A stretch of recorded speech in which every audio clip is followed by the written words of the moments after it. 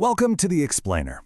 Today, we're diving into a really fascinating and, for some, pretty radical idea from the 20th century, process theology.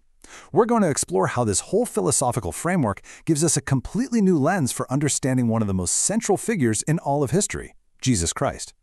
But, right off the bat, we've got to tackle a major criticism that's often thrown at process theology.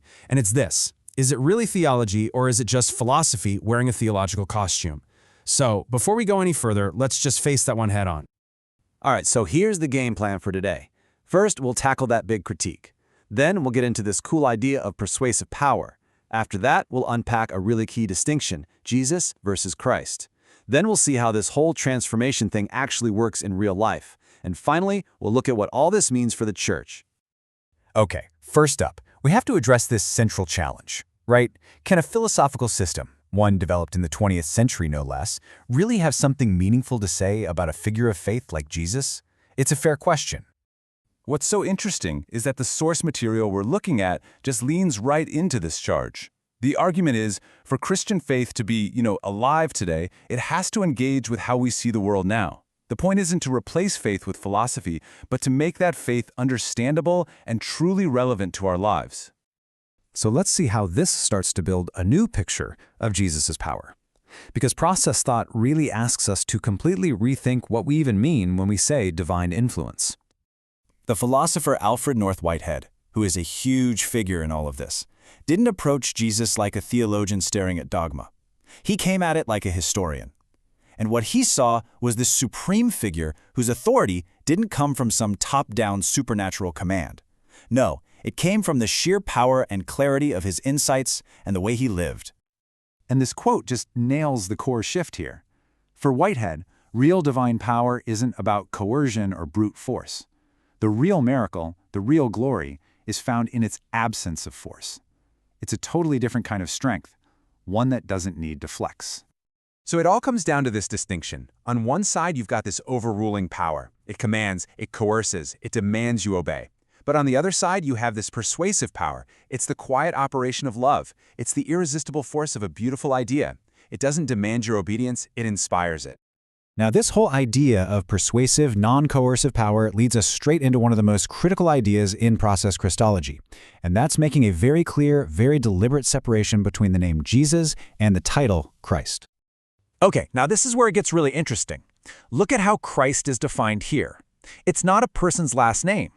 In this way of thinking, Christ is the name for a universal process. It's the logos. You can kind of think of it as the creative, ordering principle of the entire universe. It's this engine of transformation that's present in everything, everywhere, all the time. And this distinction is everything. On one side, you have Jesus of Nazareth, the historical person, the specific guy who is the supreme example of this creative transformation. But on the other side, you have the Christ process itself, this universal force woven into the very fabric of reality, always working to create something new. So Jesus is the ultimate expression of the Christ principle, but the principle itself is way bigger than any one person. Okay, I get it. Creative transformation sounds amazing, but it's also a little abstract, right? So what does it actually look like day to day? How does this process actually work in our lives? Well, process theology says this transformation is happening constantly, in every single moment.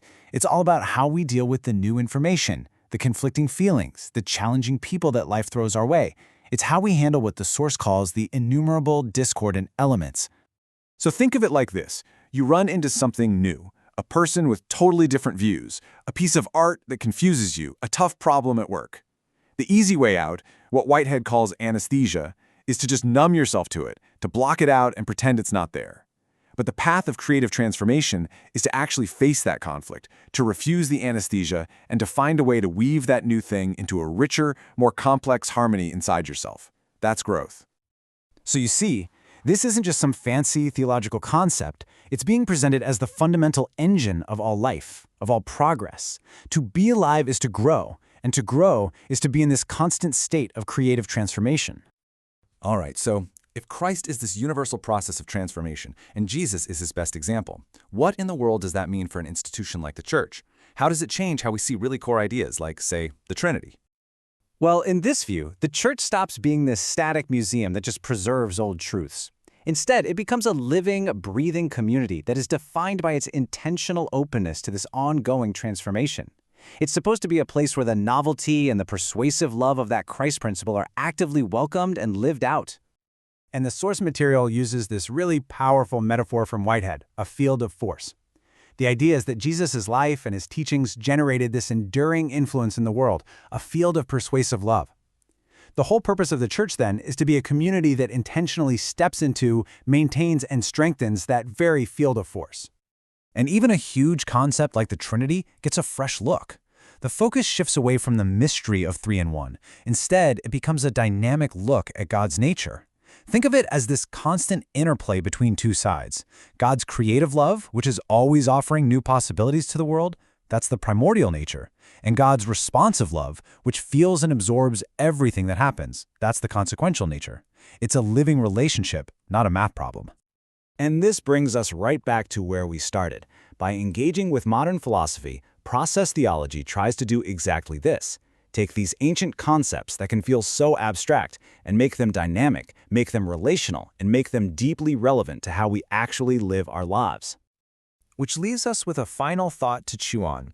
If we really take this idea seriously, that the divine isn't some overruling king, but is a persuasive, creative love that's always working to bring new harmony out of discord, then it really begs the question, where do you see that process at work in your own life and in the world all around you?